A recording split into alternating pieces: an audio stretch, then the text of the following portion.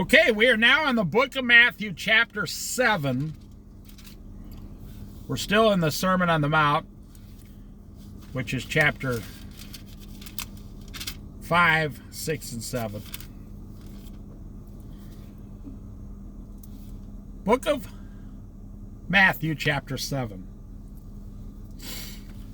The Sermon on the Mount has been full of just enormous amounts of wisdom.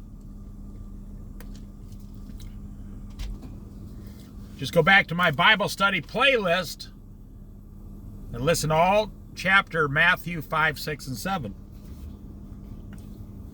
Do not judge, or you too will be judged. I think that's the perfect scale of motivation. I want to say that again. I think that's the perfect scale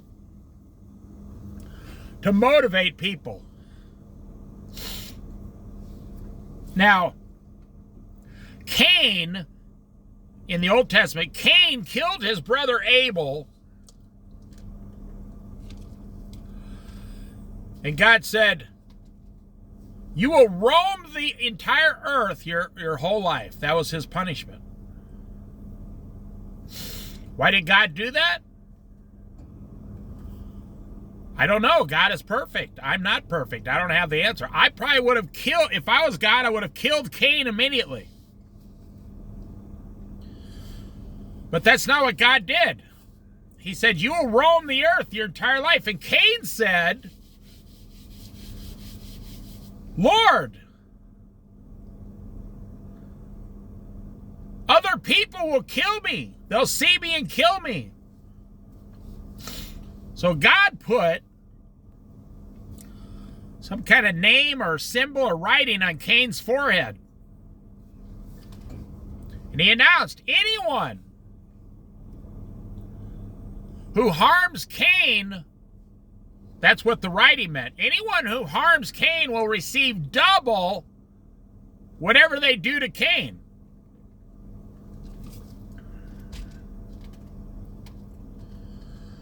Isn't that the perfect motivation?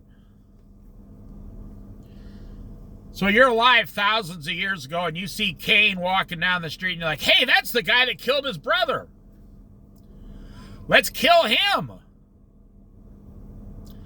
But then you read on his forehead something that tells you, oh, if we kill him, God's going to double punish us, kill us double.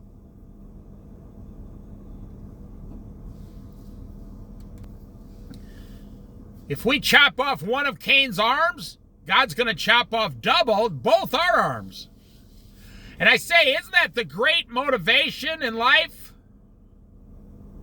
And I say, thank God, thank you, God, that there is punishment on this earth for doing wrong. Okay, so now you go back further. You got to believe in right and wrong.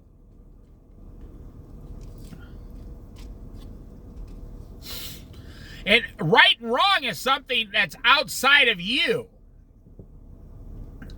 Meaning you were born into what is right and what is wrong.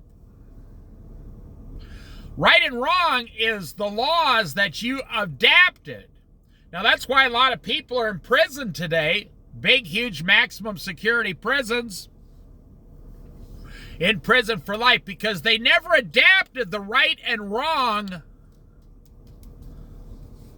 you know, the ways God did it in their life. No. They never adapted that.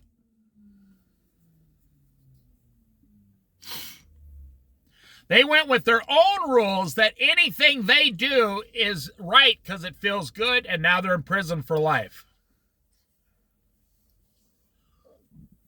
I saw a video of a guy. This guy was a wacko. Big time. He was so far gone. He had tattoos all over his face. He was in front of this judge. It was on YouTube. And this guy abused a woman Then he abused her. Even though he abused the woman, she let him come and live in her house.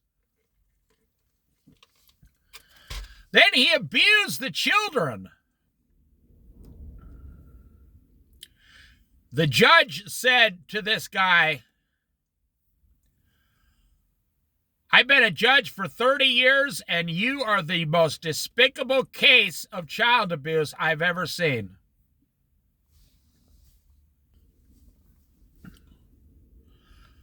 The guy who was about to be sentenced to prison for 40 years, 40 years. I mean, he was already like 30 years old. He was going to basically spend the rest of his life in prison.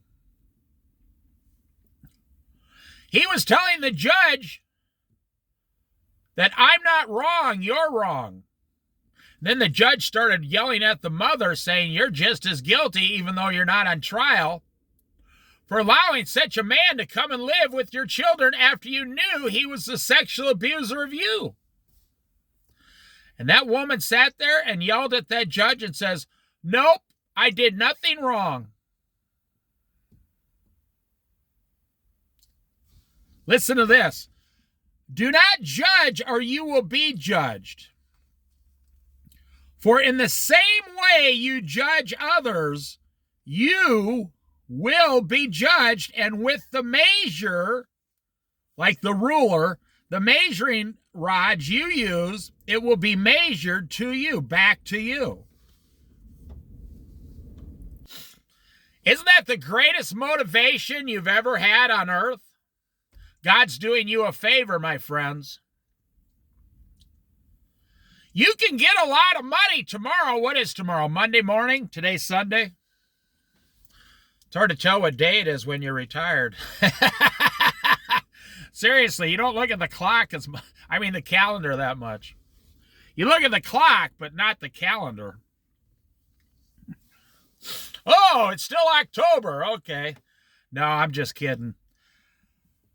The greatest motivation, on Monday morning, you can go down to a bank and probably get enough money, rob a bank. You have to rob the bank. You have to give them a note. You might have to have a gun. I would not suggest anyone do this. No, I'll say it again. I'm not telling anyone to do this. But you probably get enough money to pay off your house. Probably not. Those cashiers only keep about $800 in their till now. And you notice when they have to go cash like a $1,200 check, they have to go get it out of the other money. So bank robbery isn't even that. Okay, let's say you robbed an armored car and you got away with it. So why doesn't the average person go and do that? Why doesn't the average person go rob an armored car tomorrow? Because of the punishment. Because you have been taught as a child, you can push your mother so far, but then you go a little further, she takes out your dad's belt and starts paddling your butt. You know exactly how far you can push your dad on this earth before he turns and says one more word, and you're going to be in a lot of trouble. Same thing. In society, we have rules and regulations and laws. 95% of the people obey them. Even with all the problems going on today, you know, we tend to look at all like the 5% of the society that's going crazy. Do you know homosexuality is less than 5%? Do you know Black Lives Matter is less than 1% of the population? Do you know Palestinians that are protesting against Jews now because of the Israel war, they're less than 1% of the population? Do you know all the homeless people in America combined are only 1% of the population? Did you know that? Do you know people living in their automobiles, homeless, but they got an automobile or a motor home or whatever, even a $300,000 motorhome, is less than 2% of the population?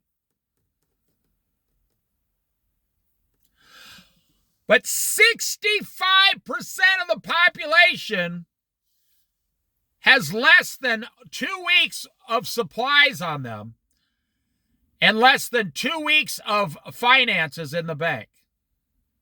65%. 73% of the American public does not read the Bible. 73% does not read the Bible. 65% of Americans look at pornography. Listen, I'm teaching you something very good and wise here, if you put it together. Why do we keep talking about, Black Lives Matter, Palestinians and Jews, gay people, homosexuality, transgenders, LGBTQ? Why do we keep talking about homelessness? Why do we keep talking about all these problems that are less than 2% of the population? And you never, ever hear anybody say pornography is one of the top 5 biggest problems in America today. You never, ever hear people say that. It's like when we saw the police during the Black Lives Matter protests. Do you know nationwide, only 1% of policemen ever shoot anyone? Around 1% of all policemen ever shot anyone. But did you notice that's all you heard about for 3 years? That's all you heard about for 3 years, about how cops are bad. No. I would say the police department is like any other job.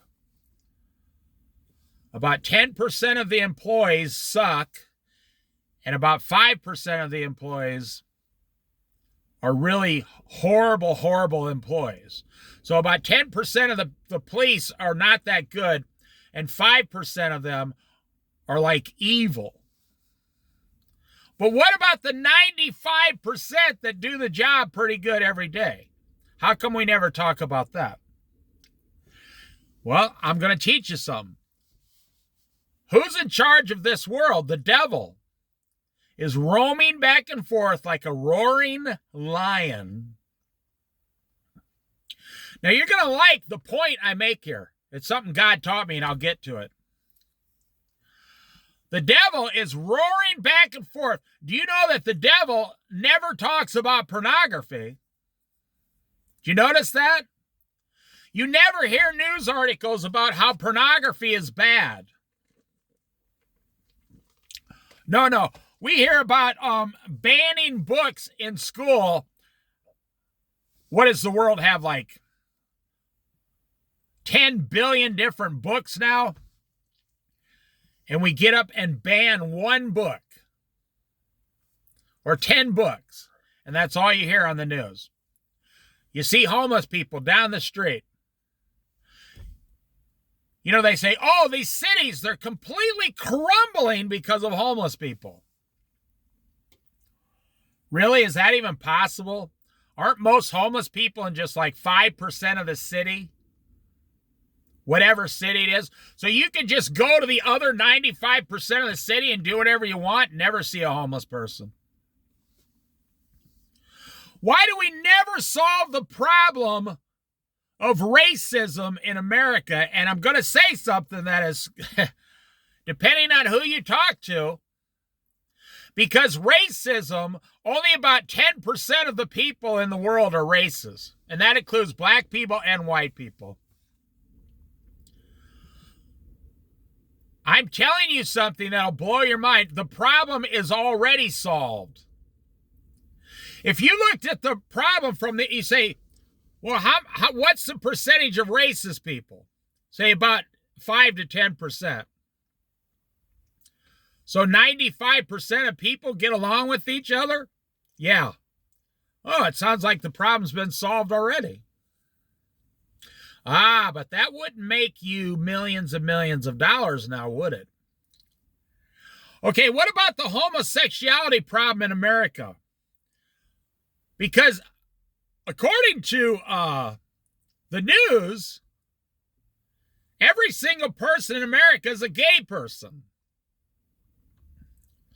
So you would ask the logical question,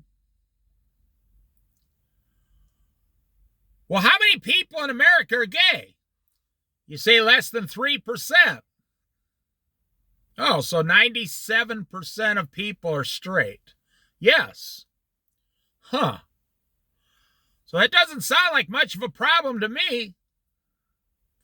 Why don't we just ignore them and let them go about their own business, and we'll stick to the things of Jesus, and they can go do whatever they want. I highly doubt if the 3% homosexual activity is going to convince the other 97% to all become homosexuals.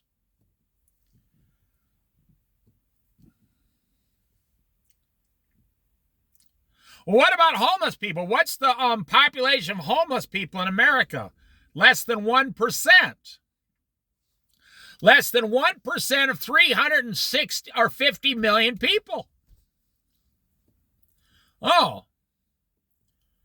So 99%. Now, I want you to listen to what I'm saying. 99% of people in America have housing.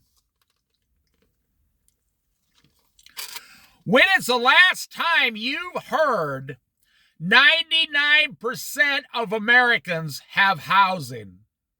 When is the last time you turned on the news and it said, good news, 99% of Americans have a place to live?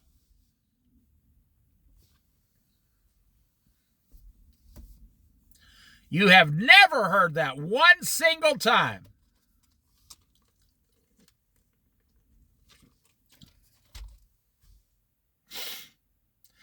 Like when a pastor goes off the deep end, becomes a gay man, gets a boyfriend, whatever, gets kicked out of church. That's all the news talks about.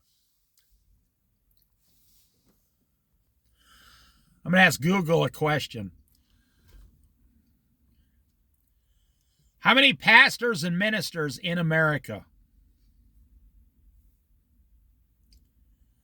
Close to 500,000 people in America are clergy. The clergy workforce, close to 500,000 in 2021. There's 500,000 pastors and ministers in America. And I bet 10% of them are horrible at their job. And I bet 5% of that 100% are evil. But I bet 90% of all pastors and ministers and clergy workers are just doing their job. So how come when one minister out of 500,000,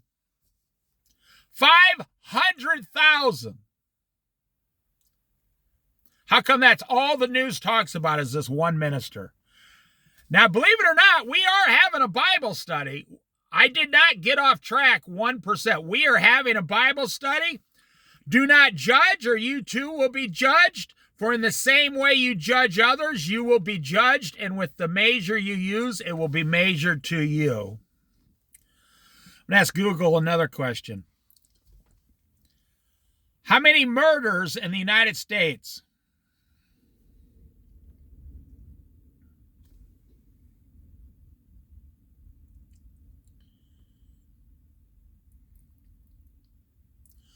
$22,000.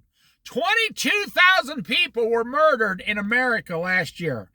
Now, that's not shot. Other people were shot. This was up straight murdered, 22,000. Okay, check this out. I want to show you something. 22,000 divided by 350 million is 0.000628% of people were murdered in America today. This year, or last year. They go by last year's number. FBI numbers.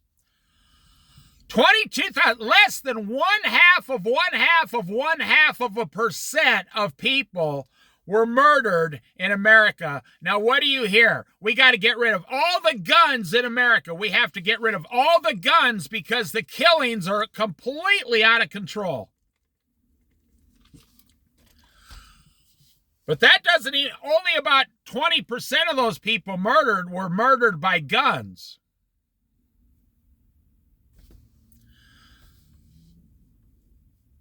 But 65 to 68% of Americans look at pornography and we say, that's fine, that's your American right, there's nothing you can do about it. 65% of Americans have less than 2 paychecks, their next 2 paychecks, in a savings account for an emergency. Don't you think we should be talking about that? How to handle the pornography? Don't you think we should be talking about how to handle your finances? Let's go on. I want to show you something here. The Lord taught me as a Christian that Jesus told me one day when I was praying, be careful not to accuse your brothers, because that's the devil's job, to be the accuser. The devil nonstop accuses you, the Christian, the brethren, nonstop. He's always accusing us of every single move we make. Okay, now let's get on. Do not judge, or you too will be judged. Now, isn't that the great motivator? Imagine if as soon as you hit someone, God punched you back in the face with the exact same amount of force. Imagine if you got someone fired at work, but, you did it maliciously. You instantly got fired yourself. On Judgment Day, every single thing is going to be revealed. And as a Christian, that should scare every single one of us to death. That should scare all of us, because we have all done some pretty weird things in our life. And if you haven't, well, God bless you. 99% of people have. And I don't even mean big things. I mean judging other people, talking about other people, having bad thoughts about a certain person, becoming angry over something stupid. We got Christmas and Thanksgiving coming up. You know what the average Thanksgiving in America is like at a household. But people argue nonstop, constantly during all this festival. Why? All this beautiful food or Christmas, all this gift giving. When I used to be a manager, every Christmas I would get these little bags of Christmas candy. So if I had 20 employees under me, I would make 20 bags and put their name on it and fill them with Christmas candy and candy canes and a little bow in each one. And you could go to a dollar store and you could do the whole thing for $100 bill. It was once a year, $100. It was well worth it. There was always one person out of 20. I don't want that. I don't want that bag of candy from you. I said, okay. There was always one person, no matter what. They said, it's not that they didn't like me. They didn't like anyone ever in their whole life. They were going to punish the entire world. They said, I don't want one of those. And as a boss, you cannot force someone to take it, Even though I wanted to, get them in a headlock and start force feeding them the candy. saying you will enjoy this candy. No, so you said, oh, okay, no problem.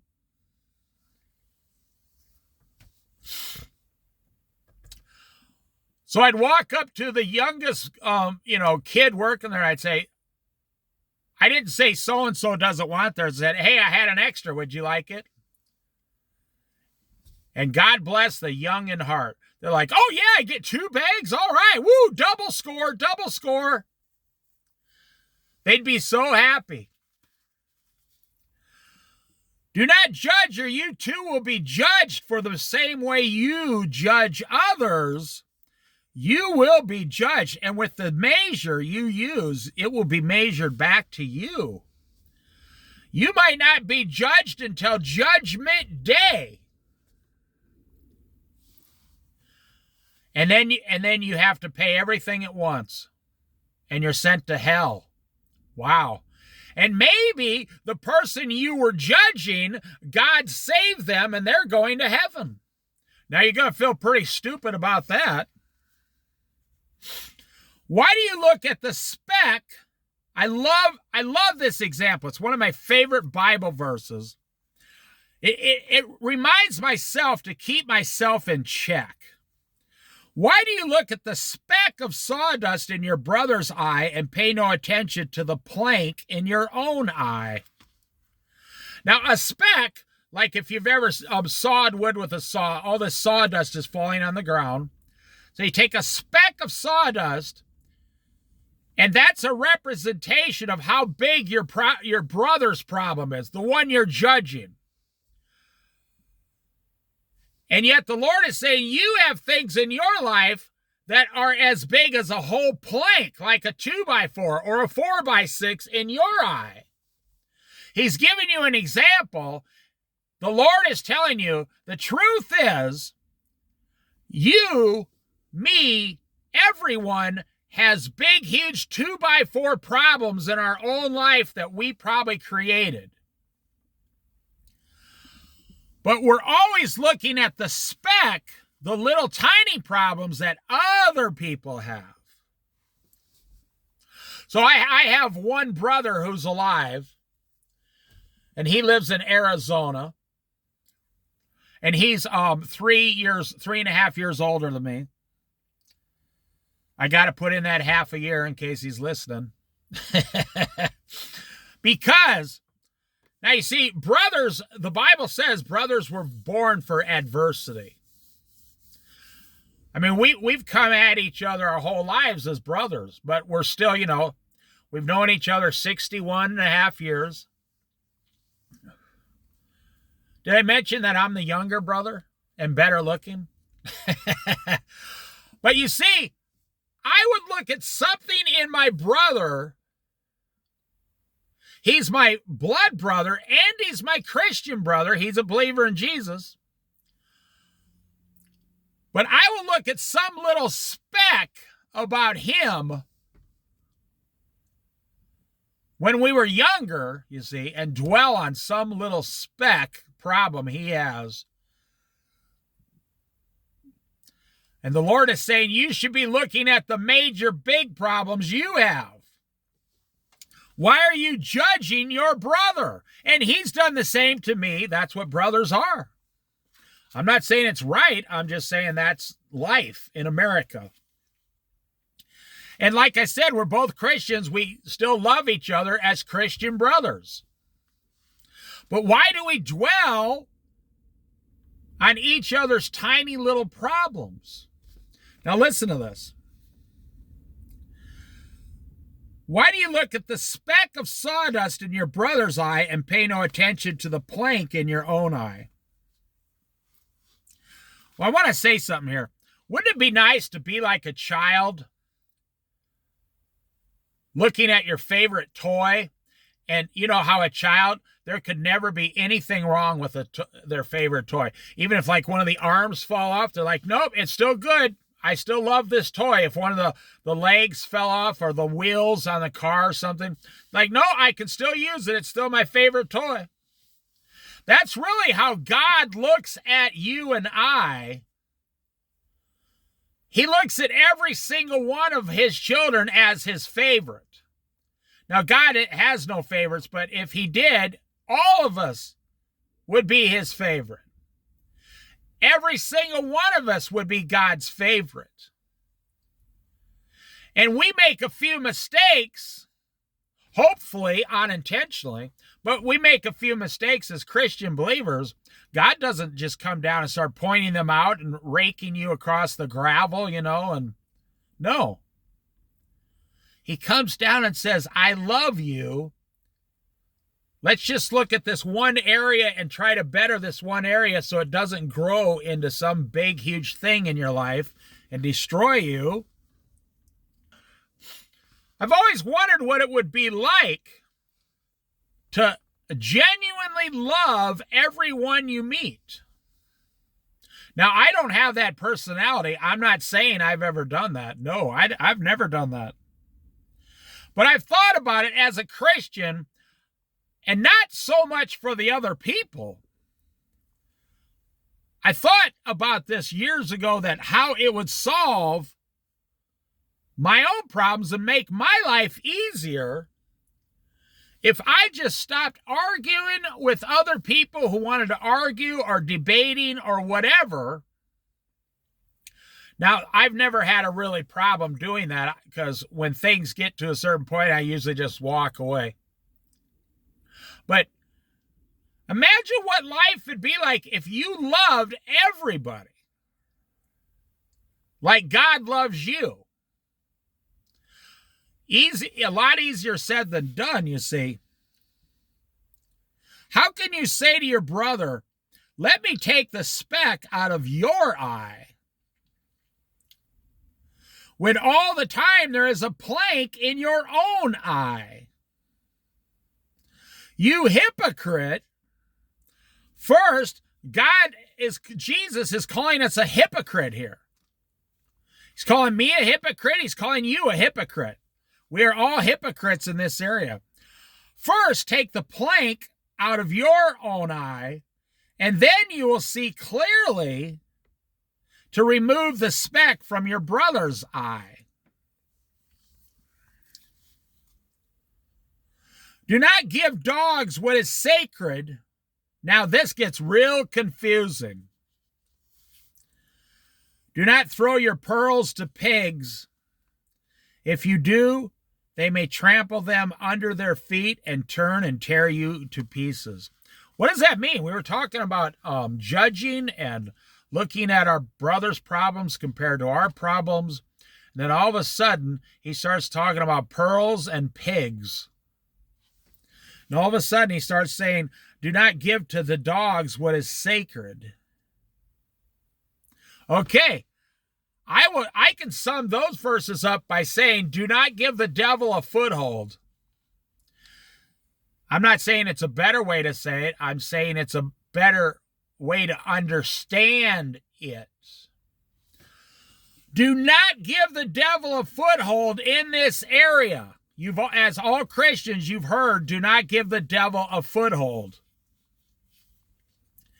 Do not give dogs who are dogs, non-believers.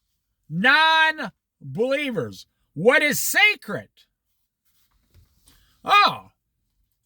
So you have a sacred relationship, a godly, sacred bond with your Christian brother or sister. So don't start pointing out things that they do wrong and give the non-believers, the dogs, part of that. Don't let the dogs in like jackals to start chewing you guys apart. Do not give the devil a foothold. Also, do not plant seeds of weeds. Plant mustard seeds. Plant seeds. Plant mustard seeds. Plant seeds of faith. Do not plant seeds of weeds. When you're around a bunch of non-believers, you shouldn't be talking about your Christian believers in a negative way. No. Do not throw your pearls to pigs. What does that mean? Well, if you have a string of pearls and you go over to a pig stall, because I grew up around pigs. There were other farmers who had pigs around me back in Iowa when I grew up. And if you took $1,000 set of pearls and threw them into the pigs, pigs are like seagulls. Pigs are worse than seagulls. Seagulls will eat anything. Seagulls will eat anything. But they will taste it. Like if you throw a carrot out there, a seagull will not eat it. They will not eat vegetables per se.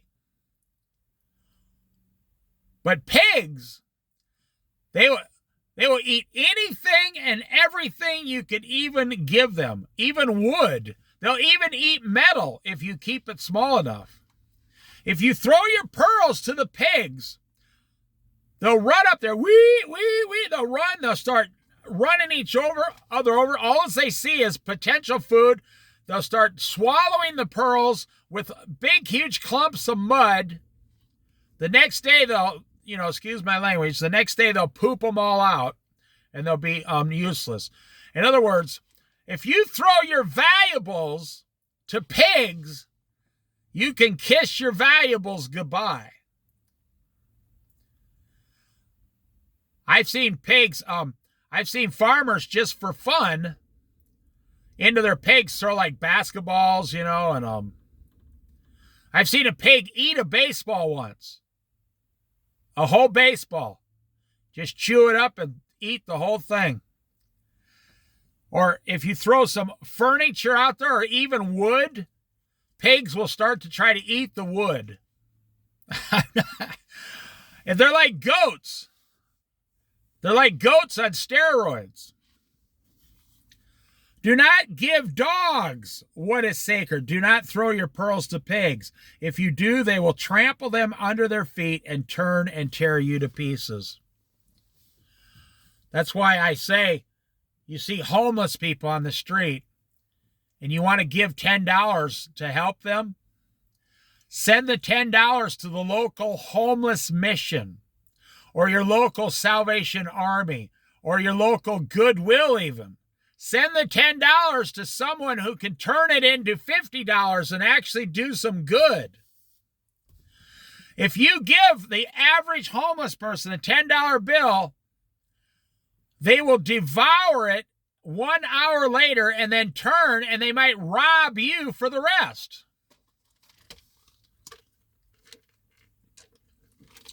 See, this is the end of the study here, but God is saying, Jesus is saying, don't judge your brothers because you have bigger problems that the devil is trying to get God to judge about you. And don't be a hypocrite. And don't throw your sacred faith. Don't throw your faith in all the things that God has given you to the dogs and the pigs. Don't do it. If you said, hey, I know these people, they're really vile, vicious people, violent, they're non-believers, but I'm going to try to make them believers, invite them into my house with my wife and daughters. You wouldn't do that, would you? No, you would not invite a bunch of violent men into your house with your women. No. You wouldn't do that. Because they would eat your food. They would take your donation. They would drink your wine. They would talk about Jesus. And then they would physically harm your family. In other words, like the pigs, you gave them pearls. Did the pigs pick up the pearls and put them around their neck and say, oh, thank you, you changed my life? No. They trampled them, and then they turned and trampled you.